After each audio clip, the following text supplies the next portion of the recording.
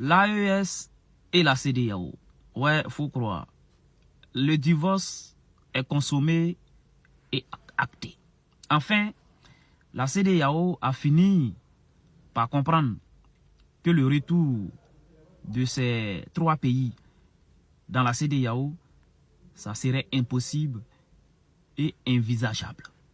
Ce qu'ils ont refusé de comprendre hier, ils ont fini par le comprendre. Et c'est ça qu'on disait.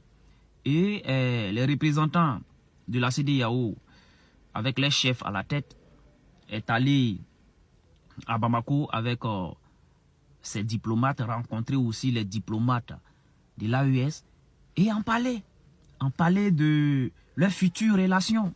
Toi, tu peux être à droite, moi je vais être à gauche, mais on peut commercer, la diplomatie continue, parce que voilà, c'est tout ce qu'ils ont demandé. Mais quand vous êtes là, vous voulez les tirer faussement, les forcer à venir dans la CEDEAO, ça amène les gens même à douter. Ça amène les gens à douter. Et n'empêchez pas les gens de rêver, n'empêchez pas les gens d'essayer. N'empêchez pas les gens d'essayer. Donc, c'est mieux comme ça. Enfin. Communiqué CEDEAO-AES. Il y a des éléments positifs à retenir de ce communiqué. La CEDEAO cherche à maintenir l'unité et l'intégration sous-régionale, en particulier la libre circulation des personnes et des biens, qui est un pilier de son fonctionnement. Je le répète clairement pour ceux qui, à travers leur contenu, appelaient à la division entre les peuples de l'AES et de la CEDEAO, attisaient la haine et prônaient une rupture brutale sur la toile. Ouvrez bien vos oreilles. La CEDEAO œuvre pour préserver l'unité et favoriser l'intégration sous-régionale, notamment à travers la libre circulation des personnes et des biens, qui constitue l'un des fondements de son action. C'est-à-dire que la CEDEAO de son côté veut permettre aux personnes et aux marchandises de circuler librement entre les pays membres sans trop de barrières, car c'est très important pour son fonctionnement. Elle veut aussi protéger les intérêts des populations ouest-africaines en évitant que les tensions avec l'AES ne nuisent à la stabilité économique et sociale de la région. Et enfin, elle s'engage à renforcer la sécurité face au terreau.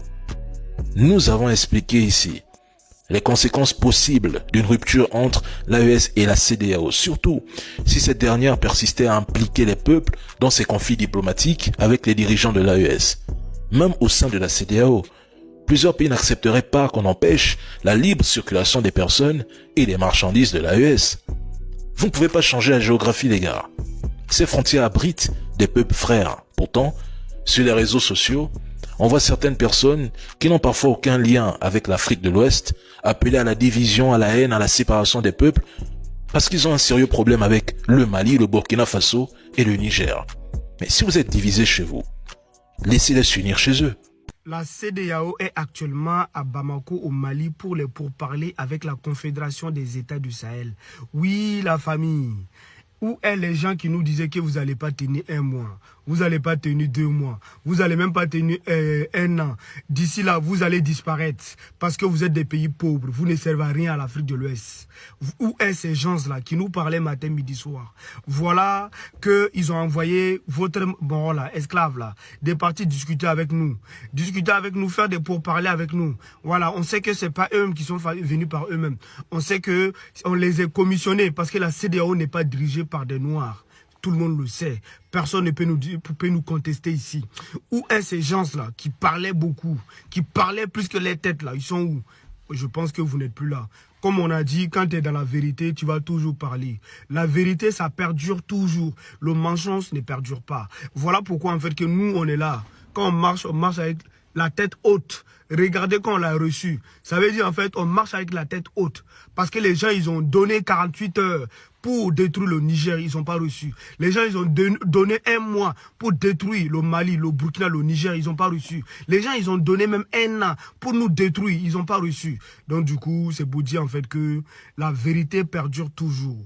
Quand tu es dans la vérité, tu ne baisses jamais ta tête. Ta tête est toujours levée. Voilà pourquoi moi, je suis fier. J'ai toujours ma tête levée comme ça.